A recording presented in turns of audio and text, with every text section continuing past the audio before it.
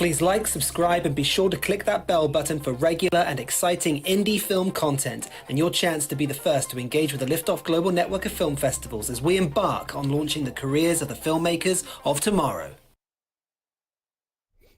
Hello everyone and welcome to today's stream. Today we are talking to 4 fantastic filmmakers who picked up the Audience Choice Award from the Melbourne Lift-Off Film Festival. Welcome guys, thank you so much for joining us. We have a whole host of different genres that we'll be talking about today during today's stream, but let's find out who is on the call. Let's start with you, Comfort. Why don't you introduce yourself and tell us what your project was? Okay, my name is Comfort. I'm from the Kingdom of Eswatini, and I was working on a documentary, The Unthinkable, which is basically about the unrest in my country that is still ongoing. Yes, and we can get into that a little bit later in today's stream, but thank you so much for joining. And Rob, why don't you tell us a bit more about who you are and your project? Hi guys, I made EBE Memory. It's a science fiction genre film about alien abduction, and yeah, we were in the contest. Amazing, thank you. Sean. Hello. I'm Sean Maddox. My project was Out, the music video, and I hail from Austin, Texas. Amazing. We love Austin. We have our Austin Lift-Off Film Festival. It takes place in April, May time. It was amazing last year. It's a great city. And we're finding that a lot of people from Los Angeles are moving to Texas, mainly Austin, because the film industry there is starting to boom, which is great. It is. Yeah, it is. It's really booming over here. Yeah, we can talk a little bit more about that when we talk about your project, which is the second film that we'll be screening today. But the first film we will be screening is yours, Laina. Why don't you introduce yourself and tell us a bit more about your project? Hi, I'm Laina Barakat. My film is called Light Attaching to a Girl. I'm coming in from New Hampshire today, where the film industry is really booming, let me tell you. And it's a feature-length narrative drama, and I'm very happy to have it be part of the festival. Amazing. And I've just checked over and see that there are a few people watching, so if you do have any questions for our filmmakers during today's stream, please put them in the chat room and we will do our best to answer those as the stream goes on. So we are going to start with your film, Laina. So I'm just going to get it started my side, but as I do so, why don't you tell us a little bit more about the inspiration behind the piece and why you wanted to make it? Sure. So we shot this film. It's half documentary style, half narrative. It stars my younger sister. And basically we shot everything in Iceland, documentary style, and then came back to New Hampshire and I wrote a narrative portion to go with it and wove the two together. We won't get into the Iceland part here because it's the first 15 minutes of the film. She's still in New Hampshire. But the reason why I made it was sort of some parts of my sister's life, some parts of my own life, kind of adolescence in general, that sort of quiet coming of age. A lot of times when you see sort of a coming of age film, it deals with heavier sort of issues of sexuality, etc. And I wanted to get into something that was like a bit more quiet, just about identity, one's place in their family. In this piece, she's dealing with some grief and some trauma from her childhood, but it's done in just a more closer to my experience, which was just sort of a more subtle finding of oneself at that age. And when I was her age, I actually traveled to Australia by myself. Oh, nice. Yeah, so it was sort of that kind of that age where you're experiencing something new and you're in a new place. You still don't exactly know who you are, but you definitely think you know who you are, that kind of thing. Yeah, absolutely. And I guess if you had that experience of doing it yourself as well when you were younger, it just goes back to that thing of write about what you know and tell the story, which is great. I also was looking at the cast list of this film. So I wanted to talk a little bit more about that. So this is a family film, essentially. So it ended up being, yeah. So it was your brothers and sisters, or who was involved in the project? So my sister plays the lead actress. So 2 of my other sisters play her sisters. My father plays her father. My mother plays her mother. My sister-in-law plays her younger version of mother. My nephew plays the baby. My uncle's in it. So there's definitely a lot of family members in it. And the funny thing is then between our camera department, our whole camera department was 3 brothers, one of them who's playing football in the movie, or actually you're probably farther along, but anyhow, he acted in it. He plays Brendan. It wasn't necessarily what I set out to do. My sister Claire had a little bit of acting experience in theater, never in film. Okay. My other sister Emma, who plays kind of Nikki, the more flirtatious of the sisters, she has a degree in film, and I've used her in other films before. But I love working with non-actors. When you live in New Hampshire, where there's so much of an industry, I prefer to work. I prefer to work with an untrained actor than a poorly trained actor. Okay. So, and I knew, I sort of wrote this to fit some of the parts of my family. Not that these are my family dynamics. I would feel awful if I said this was my dad. But there are elements for sure. Where they are themselves in a way. Same thing with my sister Emma. Like they're negative qualities of these characters that are exaggerated, but yeah, trying to create something for them, because I out of a lack of resources, just thought I know my family can pull this off. So let's try to make a movie that goes to Iceland for $30,000. So yeah, that's how you do it. Funding is one of my questions, which is coming up, but I just want to stick with this at the moment. Yeah, of course. So how's the rehearsal period? Tell me a little bit more about that. Any family fights, or did everyone listen to the director? Tell me more about that. No, it was great. I was lucky to have a good friend of mine, Carlina Lyons, was the AD, and she has spent a lot of time with my family, so that helped. And she, for the most part, didn't have to, step in too much, other than when we were doing the party scene. You've got my family in a room with a whole bunch of people, and there was definitely, she had to kind of step in and be like, okay, now we're all going to focus and we're all going to listen, because everybody was just having way too much fun. Yeah. So that helped. Otherwise, my sisters are wonderful. They take direction so well, and they're so flexible and humble with me, and, patient with me. My dad, I was a little bit worried about, but it was kind of great, because he, we'd get all ready, and I would think, okay, I tend to I like to film on rehearsal again, to kind of get that authentic. So we didn't do much rehearsal at all, especially not with my dad. We basically, we walked through it, we staged it, but that was it. Okay.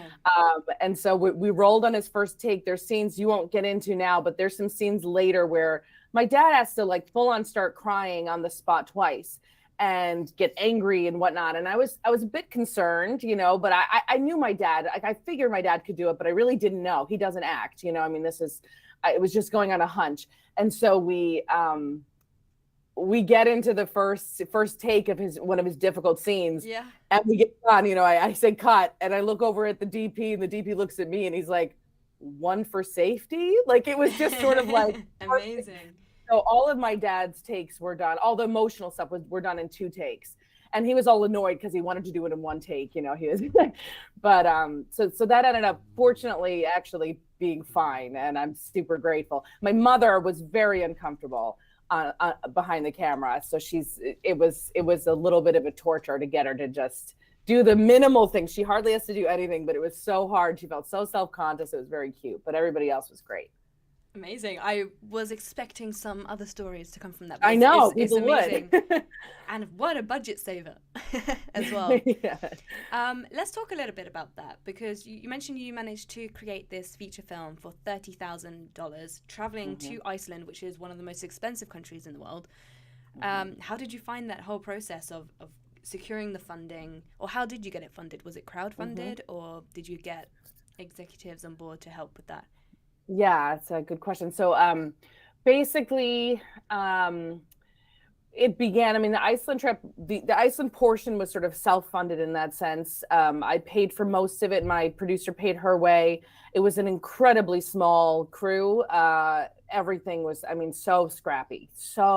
We all fit into a small van and drove around Iceland to get all of the Iceland footage. When we came back to New Hampshire, fortunately, I have a lot of friends and family who were all willing to work for free. So that's how we were able to, there are very few people. Mostly it was just people in post paid. We had 1 or 2 people otherwise, but but most of the money, I mean, the money went into travel and posts 100%.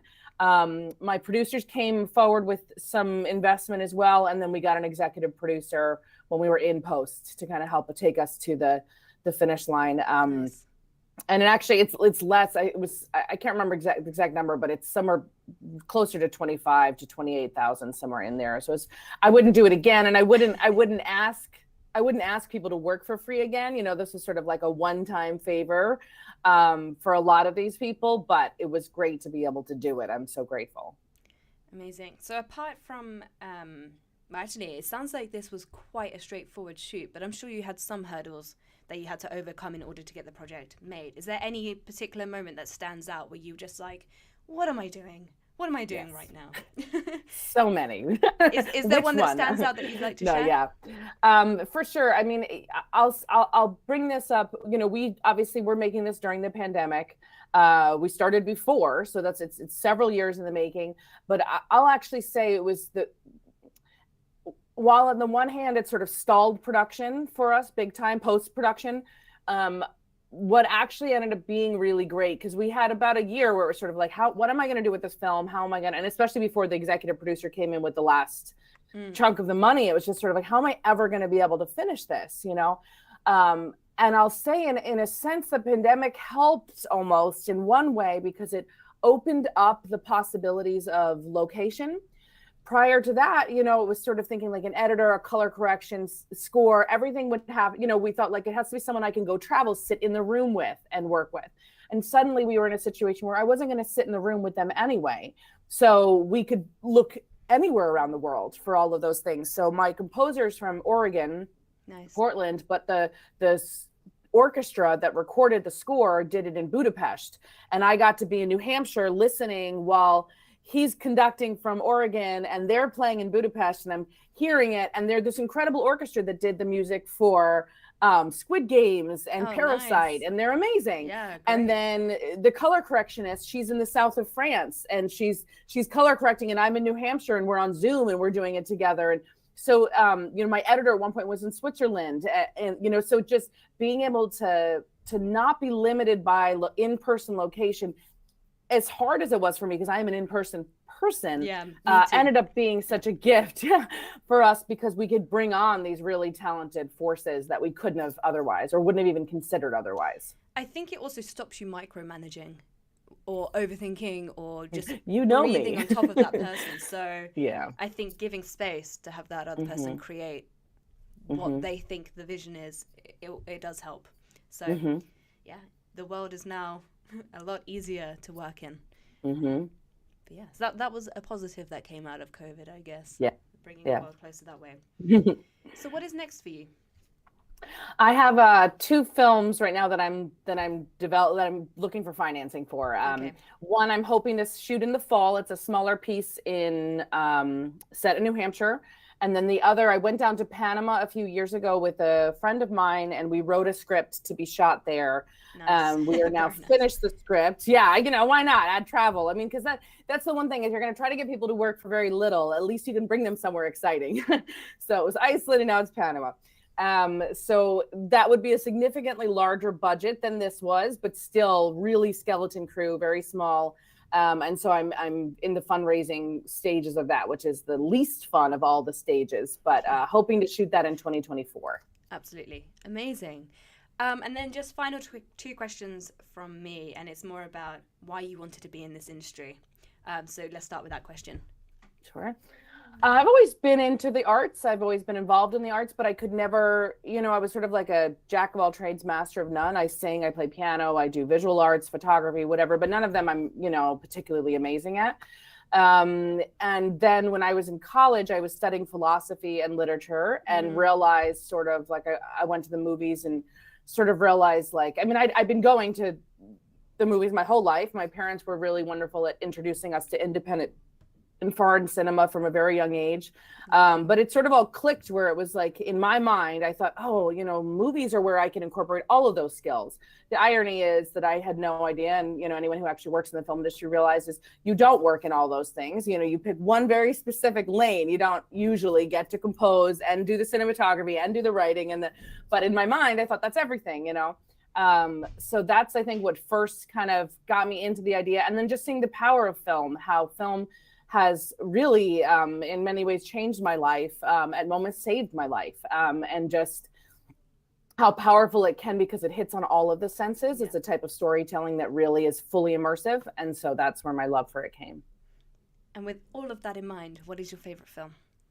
My favorite film, I like to say, there's a lot of ones, obviously, it's a hard question, but a movie that I always come back to, and I think of it as pretty much a perfect film, but sort of understated, underrated, whatnot, it's A River Runs Through It. It's a movie that I love. Brad Pitt is so good. Just a I don't classic. think I've seen that or even heard of Gotta it. see it. So good. Okay, I'm gonna write that one down. Great. A River Runs Through It. Mm-hmm. Amazing. Great. Well, that is us coming to the end of your section of today's chat. But before we move on, I just wanted to know from our other participants if you had any questions for Laina. Anything that's been mentioned at all, feel free. But if not, keep those in mind. We're going to move on to Sean's film. So I'm just going to end your film over here. And then we're going to get out playing. So Sean, I'm going to get it started in a moment, but because it's so short, why don't you, it's a music video, of course, just over 3 minutes. So yes. Sean, why don't you tell us a little bit more about how you got involved with this project and the inspiration behind the music video. This is going to play muted, so no one will be able to hear the amazing song, but they'll be able to see all the visuals. So take it away. Yeah, so hi. Yeah, so I did the Out music video. And I basically got into this project because I had written a song and produced it and was like, okay, I love this piece and it means a lot to me. It was kind of a huge shift in my, I guess, development as a human being when I was going through the creation of it. But I had the opportunity to have a crew and, willing people be able to put it together. And it was kind of alarming whenever I asked people, hey, I'm doing this thing, would you be interested in doing a music video with me? And everybody that I asked said yes. So that was, it was kind of incredible because I think one of my biggest struggles is really just getting over the self-doubt, which I think a lot of artists kind of struggle with. And so having that force kind of able to support me, I was able to get through it and really kind of birth this whole world that was living inside of me. And when you wrote this song, did you already have the artist in mind? Well, I mean, the artist is me. I mean, like, it's all me. Of course it is. It's all, yeah. I mean, like, it's me singing, it's me in the video and so it's like, it's completely, a representation of me and, I guess a bit of my world and how I process my pain. Yeah. No, amazing. And one thing, I mean, people can watch this now as we're talking, but one of the things that really stuck out for me, and I put a ring around it on my notes, was the art direction and the costumes that you have involved in this. It is amazing. Yeah. And I wanted to go back to something you said at the beginning. Like, this is your creation from start to finish, and you've practically given birth to it, as you mentioned. But getting this vision to life and getting those people on board, did you know people in this industry, or is this the first time that you're making a music video? I don't know where you are in your career with this. Oh yeah, absolutely. Yeah, so I'm currently still learning. I'm in film school right now. Great. So a lot of these people are, people from my classes, people that I've worked with in the past, some friends who are creatives. The space that we got to be in with the open greenery area. Yes, yeah. I had a friend who was living in this beautiful home. It was tucked away from everything in the city, and I was like, what is this strange oasis? So like we, just connections of being able to, kind of pulled from my different friend groups of, everything. So yeah, it was just a collaboration of everybody that I know. Yeah, fantastic. And obviously, it was a lot. It looks like it was a lot of fun to shoot this. Oh my gosh, it was so much fun. It was so satisfying to see like the girl dancers in my video.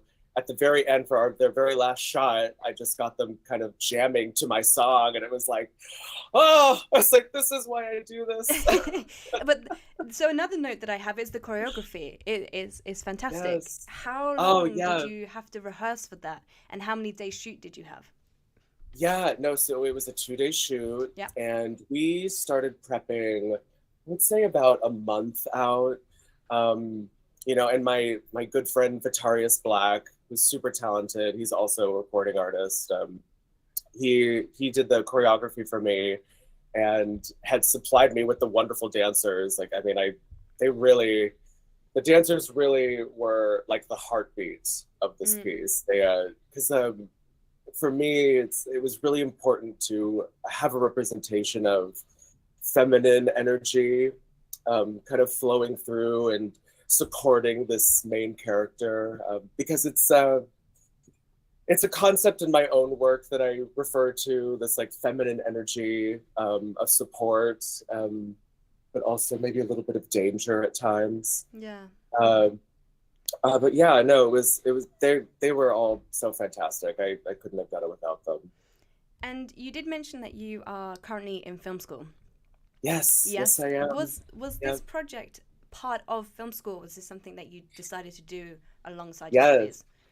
Yeah, so this was a project that I was prompted to do for my portfolio class. Basically, we could choose to do any kind of film, and I was like, okay. It was like, how about a music video? Nice. And we're like, great, cool, because it was kind of my best way to put my best foot forward and represent myself. As Laina was saying, she does all sorts of things in the creative space, and I'm the same way. And this was just the perfect opportunity to kind of hit all those things. You mentioned the art direction and the costumes. That was like, was that your vision as well?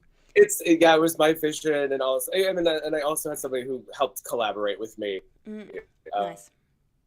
I couldn't have done it all alone with the time frame. So I mean, really having all that help it made it all possible and run smoothly. Nice. So as much fun as it did look to make, I'm sure you had some hurdles as well that you had to overcome. Care to share any of those stories? Yeah, I kind of touched on it before. I think artists kind of deal with self-doubt in a lot of ways, and I think my biggest challenge in the beginning was, asking for help, because I felt I was so used to kind of doing everything myself, and it was driving me insane. And there was even a point where my AD, who was actually my sister, she's also in film, she was like, okay, well, we don't know what's going on. You need to communicate with us. And I was like, okay, but I think that you're gonna judge me. Yeah. And I just like flipped out, because I guess it's my sister, and I'm an emotional artist. And you can with his family. So. I guess, yeah, because they can take it, right? Exactly. Yeah. But we got through it, and I mean that was probably the biggest hurdle. And once we got through that, it was just like, okay, great, I'm supported, and again, I can safely birth this baby. Amazing. Well, the final, I guess, more technical point that I want to talk about was the cinematography, because it was almost flawless. Oh yeah. So who was the DP behind it? Oh my gosh, my talented and devoted DP, Ethan Dubois. It was so funny. He was in film school with me. We've been in a couple classes together, and he's just very meticulous and so knowledgeable with what he does. And he was game. He was so game for everything. I mean, like, yeah. I mean, he was so loyal to me. I couldn't believe. Like, I mean, I got him in the back of a car. We were, with the with the trunk open, and we were driving. And he's like, I was like, "Are you sure you want to do this?" And he's like, "Yeah, no, we need to get the show." He's just a fantastic human being. Amazing. Yeah, he was great. So lucky to have him. I talk about DOPs with first-time filmmakers or fresh filmmakers a lot, and we talk about how hard it is to get the vision that you have in your head translate onto film. And it's the DP that you need to be connected to that also has that vision and has the knowledge in order to get what it is that you're expecting to get. So I'm great to hear that you found someone that you can share this passion with and is a go-getter and says yes. So lucky. Yeah, that makes me very happy. Yes. What are you working on now? Oh my gosh. So, I mean, along with this music video, I have other songs that I've been working on. So there's like that coming up. But I've also gotten back into writing. Nice. I have a feature film that I've been working on and just developing. So that's kind of my next life's work in a way. Again, kind of the same feminine energy, kind of helping my main character along, but also a little danger. Yeah, nice. But very sexy. Very, very sexy. Always sexy. Perfect. So with this feature, are you planning on maybe doing a short proof of concept beforehand, or are you going to jump straight in? No, I do think I want to do something kind of smaller to tease it a little bit, give people an idea of what they're in for. So yeah, that's definitely in the cards. Amazing. No, that sounds great. And now my final couple of questions, which, why did you want to get into this industry? But I think we've covered that basically, but was there, maybe there was a song instead of a film, or why did you choose this industry? Yeah, I started out as a performer first. I did that whole thing. I lived in New York. I was a musical theater kid. I even spent time in Australia too. I got to do it was so wild. I got to do a drag show. They needed a singer, so and then I learned the art of drag and got to do that. And then whenever I came back to the States, I had been doing other people's work, other people's voices, and it became time for me to develop my own voice as an artist and figure out what is it that I want to say and what do I want to share with this world. And in film, I realized was this kind of perfect, beautiful way of being able to tell stories and influence the world in hopefully a positive way. I remember I was in this workshop and somebody told me that the most important thing in film is to, figure out how is it going to influence the world, and how is it going to change the world for the better. And that really stuck with me. So, and it's made me realize how important it is to be an artist and be a filmmaker, because we are in a way kind of sending out a message to the world. Yeah, absolutely. Amazing. Yeah. And I guess that leads me on to your favorite film. Oh gosh. I know. I know. Okay. If I'm gonna be real in terms of enjoyment fully, sure. I people are gonna laugh at me, but I love Mean Girls. No, fair enough. Isn't it a great film? I love Mean Girls. I can watch it over and over again. It doesn't get tired. But if I'm gonna be, a bit more artistic, I guess I would say I love Ari Aster's work. I love Hereditary, Midsummer. Mm-hmm. So yeah, horror. There is nothing wrong Or camp. with saying Mean Girls. That's all I have to say. Yes. There's a film here, Fabulous. called Angus Thongs and Perfect Snogging and Bend It Like Beckham. Oh yes. Yeah, that kind yes. of again, coming of age, high school films, or sports films that are with teenagers. When I was younger, they were the types of films that made me want to get into this industry. So Right, exactly. yeah, I just related to that so much and thought it was so fun, and the writing and everything, and relatable. It's iconic. Yeah. Absolutely. So yeah, perfect. Mean Girls. I have seen that one, so I will not be putting that on my list, but I love it. For our other participants, any questions for Sean? Not It so much looked a like heaps of question. fun to make. Oh, 2 questions. Sorry, Sean, Rob, just why wanted don't you to go say that. first? Go ahead, Rob. Yeah. It just looked like it was heaps of fun to make. I sort of felt a bit envious while I was watching it. Oh, good. Yeah. Good. That's I want you to envy me. I thought the costumes were gorgeous. That was really cool. And Thank you. I love it. It's sexy, danger, feminine energy. Like, yes. Sign me up. I'm 100% on board for that. Yes, You love must it. know, because obviously there was a lot of 80s influence in that. Oh, Yeah, I'm an definitely. 80s baby. 89. So, do you know the 89 song? baby. Do you know the song Prince Charming by Adam Ant? No, I Oh, don't. Adam and the Ants. Adam and the Ants? No, Yeah. I'll have to look it up. You have to look it up because Okay. I think you're gonna fall in love with his Oh, yeah?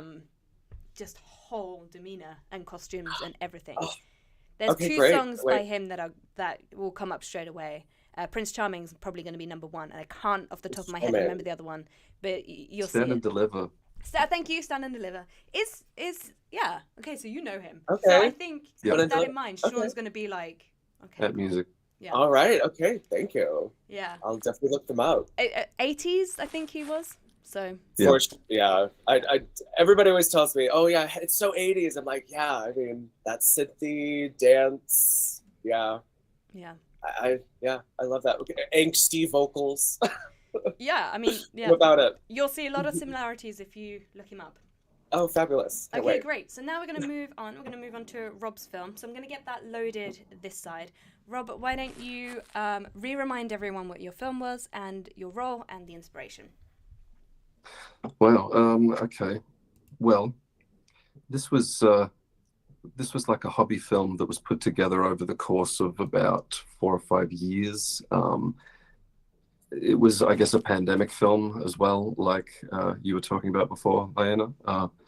That sort of, I guess, meant for a much longer production period, but also I guess we got to sort of develop it way more than we ever thought we would, potentially, in certain places. It's a weird film. It's a third generation film made by the same team of people. I live in New Zealand. I work in the film industry here. I have a bunch of mates who also work in the film industry in various different places. And for fun, we make short films for film competitions that they have here. Nice. And we got to the point where we wanted to sort of do something much bigger, because I also work on film sets. I have an agent, so I do a bit of like feature extra stuff now and then, small part roles and things. And I spent a long time sort of looking at sets and seeing how they worked and thinking, I really want to be in the driver's seat, would like to be the vision holder, Yeah, nice. The film industry in New Zealand is also getting a hell of a lot bigger. Well, I guess since the early 2000s when they started shooting Lord of the Rings there. Yeah, I know quite a few filmmakers who based themselves in New Zealand, who were British but decided to move to New Zealand, one for the lifestyle, but also because the industry was growing there and opportunities arose. Especially, my background's in stage fighting and acting. Right. And Wow. because of the types of films that were being shot there, a lot of medieval content, they needed fighters. Of course, yeah. So they were getting visas and going quite easily at that time. But yeah, it's a fun industry to be in, especially when you have the incredible facilities that you have there. Yeah, absolutely. And all the talented people as well. Yeah, exactly. I know quite a few Britons that live here as well. I'm actually originally from Melbourne myself. Oh, nice. Yeah, but I've been living here for about 15 years now. And yeah, I've probably known more Britons here than in Australia, I dare say. Yeah, I mean, there's a lot of us that move. There's a over lot there. of them, yeah. So you were the writer and director on this piece. Yeah. What was your process? How did you find moving what you had written on the script into directing? Did you find that you chopped a lot away whilst you were directing it? Or did you find that in the process, in the editing, when the film was shot, that you were then tailoring and cutting down the original content that you had from the script? It was a very Spartan script. I sort of see filmmaking as staging and getting a bunch of different things in camera. So there's a lot of technical photography in this film, which was a lot of the stuff that we wanted to shoot first to make sure that we could get it the way that we wanted it, or a close approximation. And then, you know, in many ways, the script is really the means to get from A to B, I suppose. That's probably cheapening it a little bit, but it's a very Spartan script. There wasn't really anything cut from it. It was actually expanded a little bit because in the original concept, it was just going to focus on one protagonist character, Okay. Yep. which was Jordan, who is kind of my muse and is the lead in 3 other films that I've made. This is him just sitting down.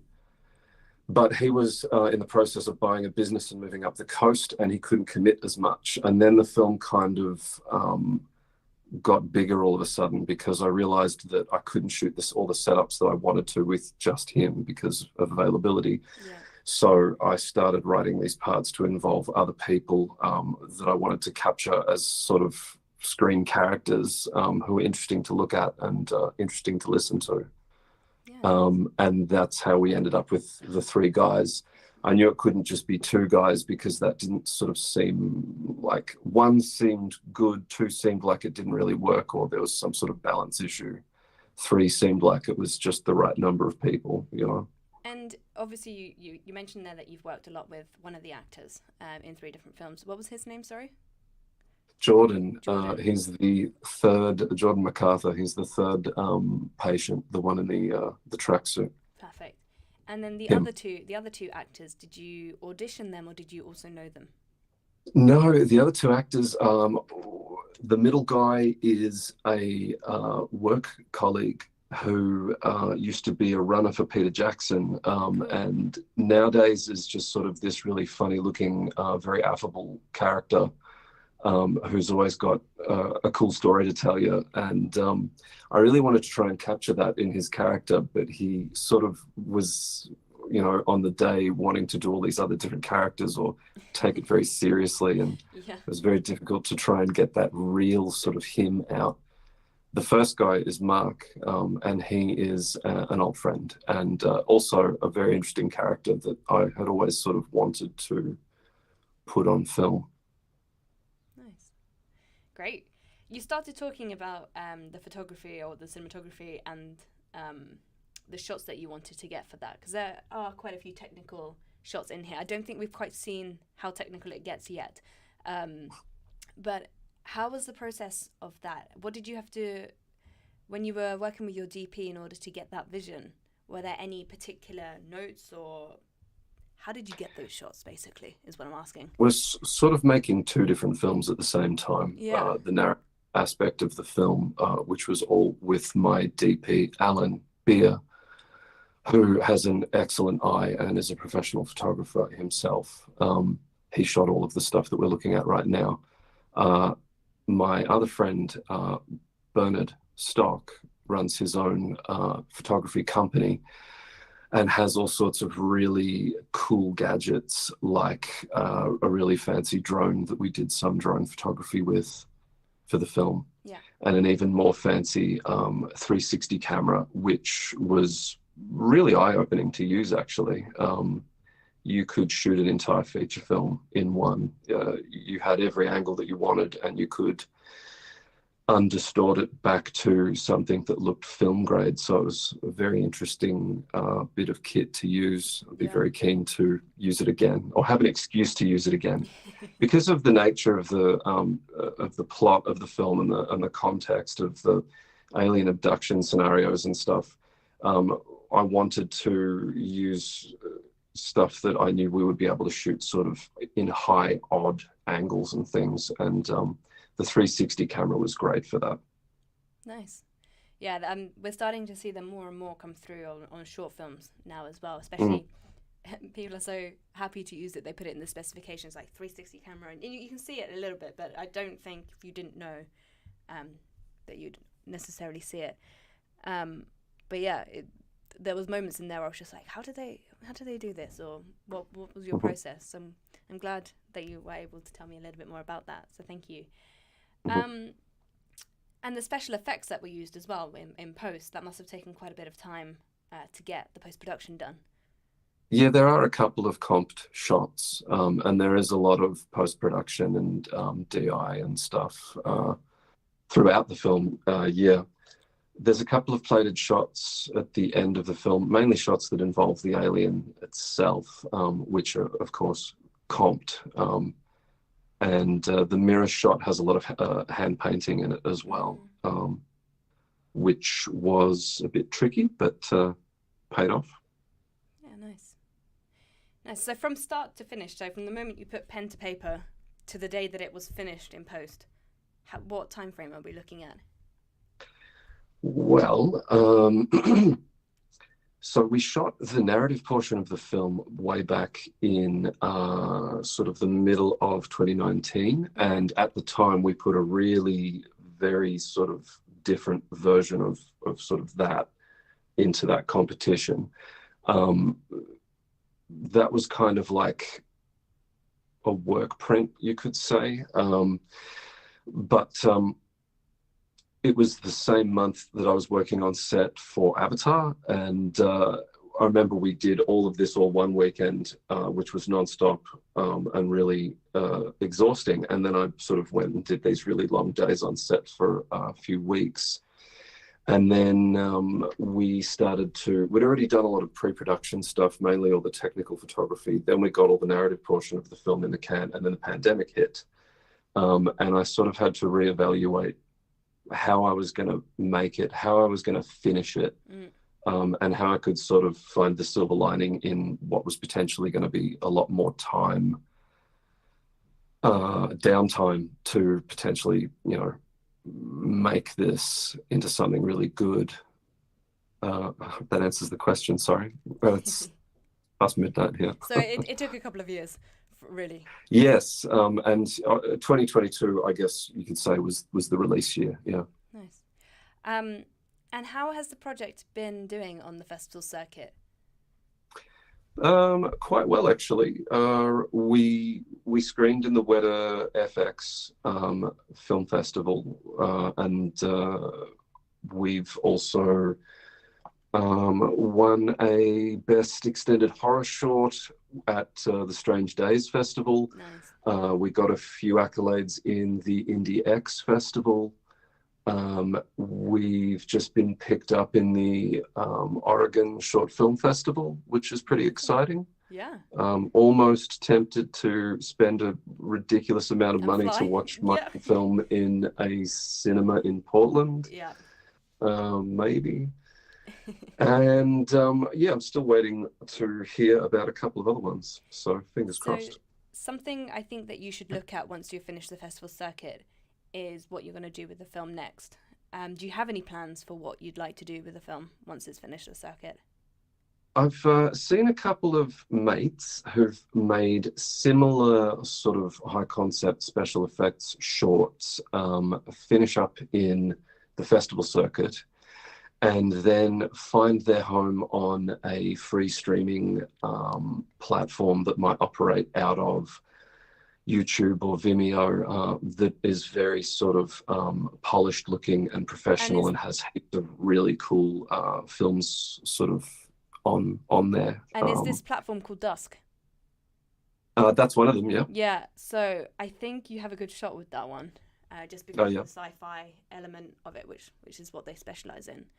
I was also talking to somebody who runs an annual horror film festival here, who is in the process of potentially putting together a streaming platform. But yeah, that's all sort of pie in the sky at the moment. There's two that I would recommend on YouTube if you were trying to find somewhere where it could potentially go after the festival circuit, and that is Dusk for sci-fi and Alter for horror.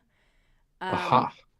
Alter, I have heard of Alter, yeah. Yeah, they're great. But if you manage to get your project on there, it's just going to sit there and get views constantly. Yeah. So when you clock back or you're working on your next project and it's at 500,000 views, 1 million views, like 2-3 million, it's not unheard of if you look at the content on their YouTube channel. That just shows to whoever is potentially investing in your next project, or a producer that wants to get on board, whatever it may be, then you have proof of an audience, and that goes a very long way moving forward and building your own, like making your own projects and getting them out into the world.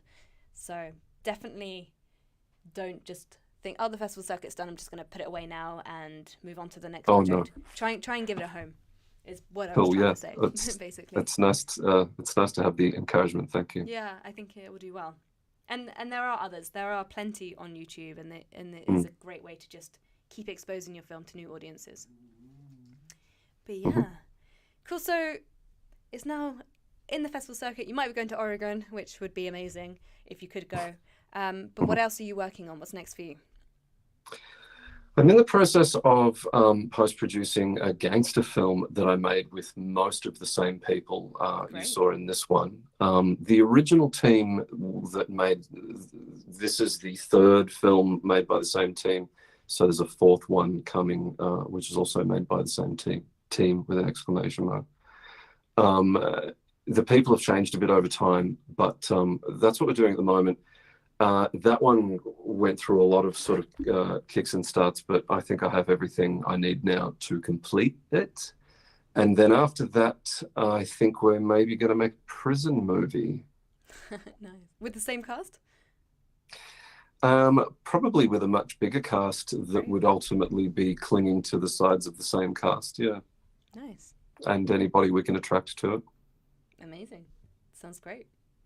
And I have to ask this, as I've asked the other two this as well. So how did you get into this industry? Where did you start, and why did you want to get into the industry? And then you can end it with your favorite film. Okay, well, I was an art student in high school. I went to university to study fine arts, and then that led into a design degree. And I wanted this degree so that I could work in the video games industry, which I did for about 8 years. And I sort of got to the end of that rainbow and kind of unexpectedly moved into film, I guess you could say. I am a VFX artist professionally. And as I said, I also do a lot of work on sets.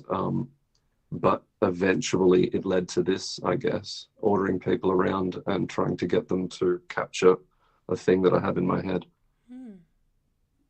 I couldn't tell you my favorite film straight off the bat. You'd have to hold a gun to my head and threaten me, I think, to get a good answer. And then still it would be whatever came to the tip of the tongue. I think that The Shining is a pretty perfect film. Yeah. Yeah, I'll leave it at that. Okay, cool. The Shining. Nice. Any questions for Rob from our participants? A recommendation: you should definitely go to Oregon, and if you do, eat the pizza, because it's unbelievable. And as someone who's from New York originally, I was very surprised, but it's so good. I have been to Portland, Oregon before, so that's kind of why I'm tempted to go to the movie, you know. Nice. Amazing. Well, thank you. We're going to move on to Comfort's film, who's been patiently waiting to the end of today. But I'm just going to end this film. There we go, and head back here. Okay, cool. So thank you, guys. Comfort, tell us a little bit more about The Unthinkable. This is a feature documentary that you made, and I saw that it was also your first film. Yeah, tell us how you got involved in making this, and obviously the story behind why you wanted to share your voice on the horrible things that are happening in South Africa, well, or where you're from. All right. Okay, the documentary is basically about the unrest in my country, which started sometime in 2001. In 2021, so it started off like from the death of a student in the hands of the police. And then, unfortunately, like there was no justice around it. Like the investigation was a bit flawed, and there was no transparency about it. And the government was trying to cover up, the idea that the student was actually killed by the police. In the end, that's when the unrest started. However, it was long brewing for a while.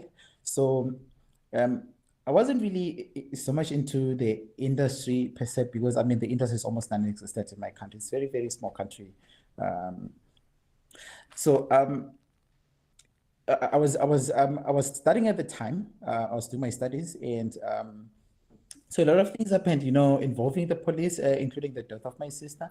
In fact, when my sister passed away, he was shot by some boyfriend, something like that. And then, unfortunately, he was back on the streets in something like 3 months or so. And so that's just the nature of the justice system in my country. So there's so many things. It just looks a bit helpless. But when you know that you can't do anything much about it, I mean, and then after the death of the students, there was this unrest, people crying out, all that. Oh, Comfort. Comfort, you're frozen a little bit. Are you back? Okay. Oh, yeah, Right. you're back. Yes. So somehow there was this, argument between, the media, international media and the government, and like people asking what really is happening in the country. The government would deny that there's been shootings on people, innocent, unarmed people, were protesting and all that. That's when, the idea came up that what if I just went out and started interviewing some of the victims? Yeah. And then just put it out there, because they were denying that there were a number of stories, coming by, that people were being shot at, being chopped, being amputated, among other things, ruthless actions by the military and the police. So that's when I decided to start working with an organization, which is Eswatini Solidarity Fund, which is started during the unrest. It was actually helping the people that were affected by the unrest, like, those who needed medical care and all that, because, sometimes you find that the people are shot at, and then there would be no medical attention to those people. Wow. They'd be left on the streets, that kind of thing. So this organization was actually trying to get some funding so they can assist them, maybe help them pull out the bullets, among other things. Some of them, they needed, like to be amputated because they're shot on the legs, that kind of thing. So I started working with this organization, as they are visiting these places to actually try to document their stories. And as you can see, most of the people that are interviewed in the documentary, they're not really showing their faces, because, they were scared, because, some of these things, they would actually come back to you and, like victimize you whichever way.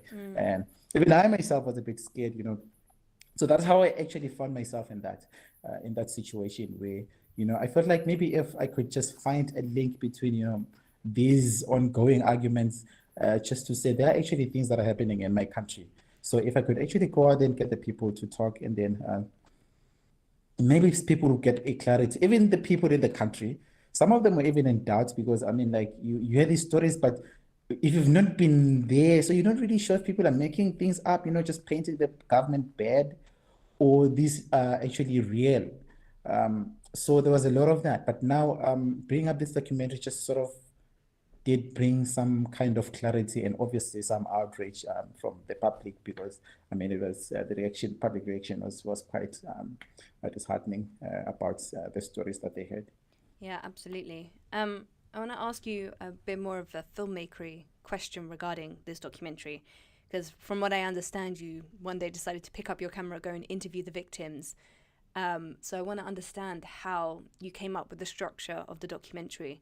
Did you just go and shoot hours worth of content and then watch it and then try and piece the story together there of what you wanted to show?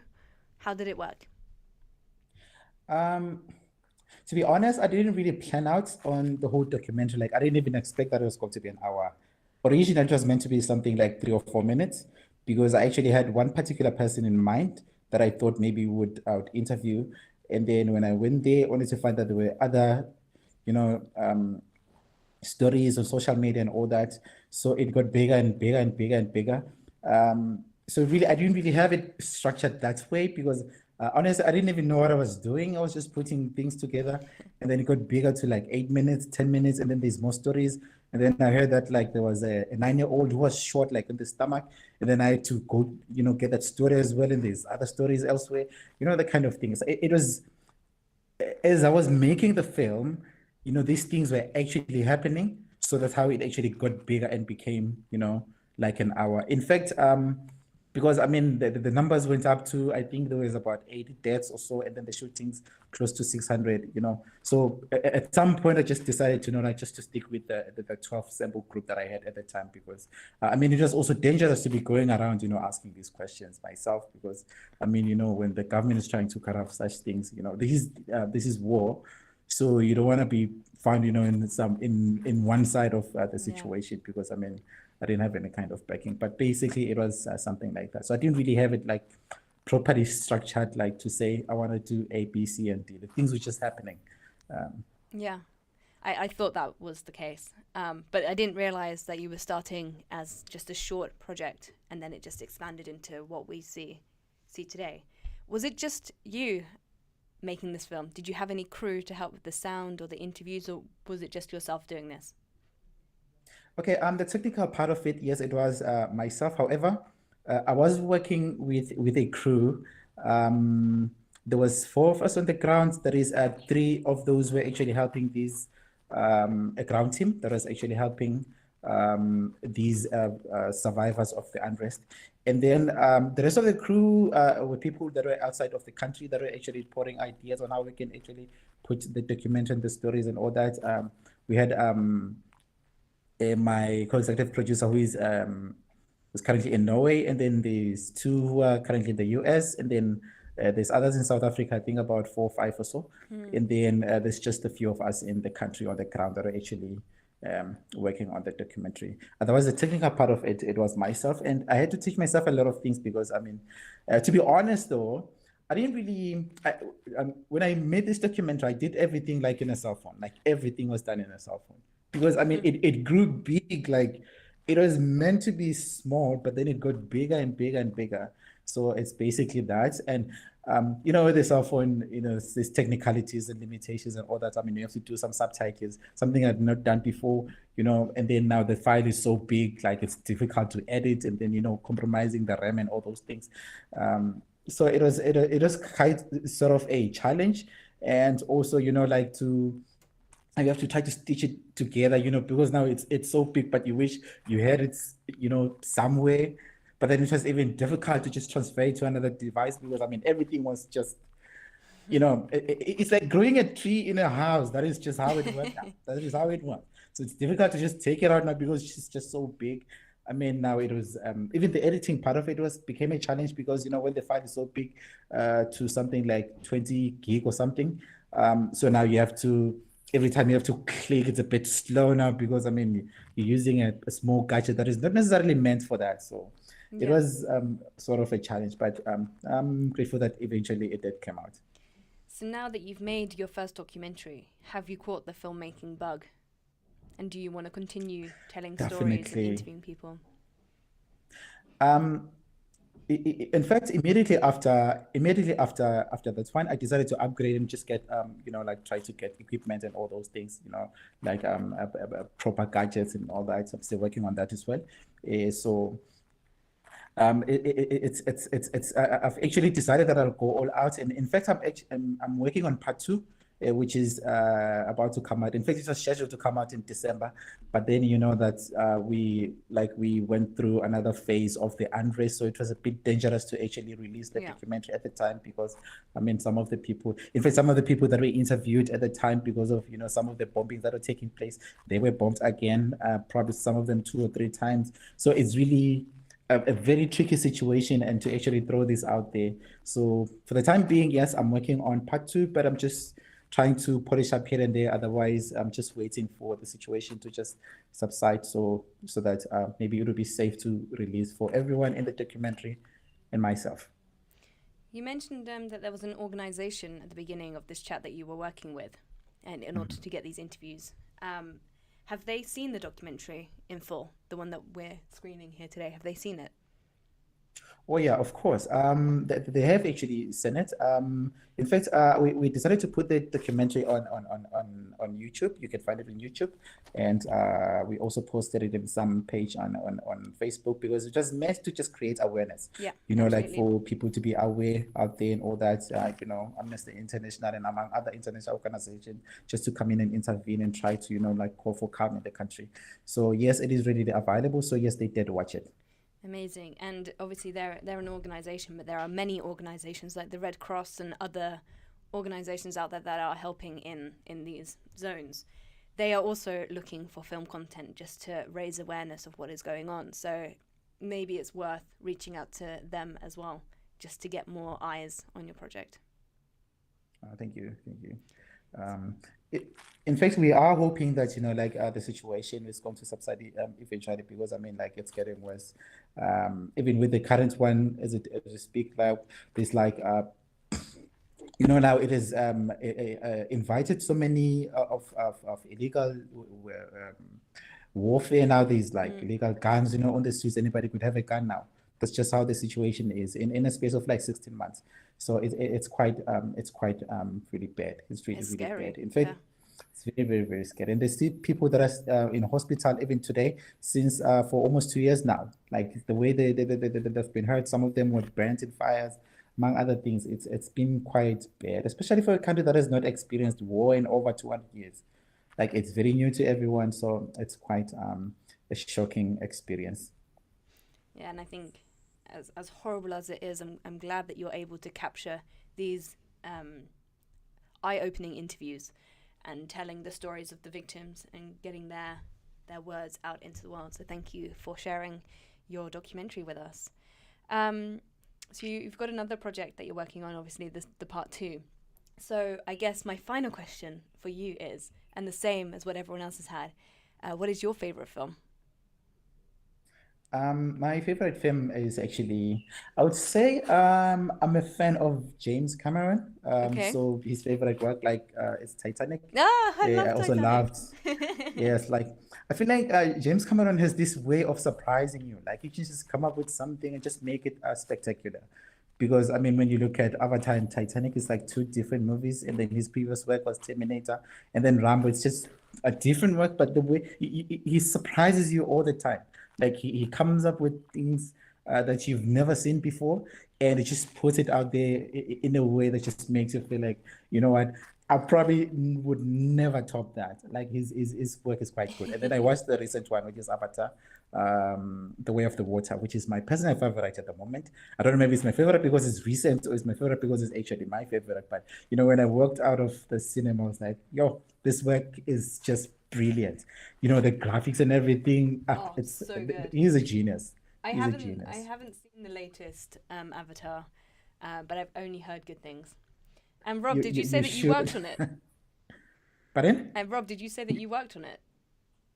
Yeah, I worked in 2 different VFX capacities on it over sort of on and off over the last maybe 4 years, and I'm in it too. I am in the comms room where Edie Falco is in charge, and she has a big octagonal floor with a holographic map on it.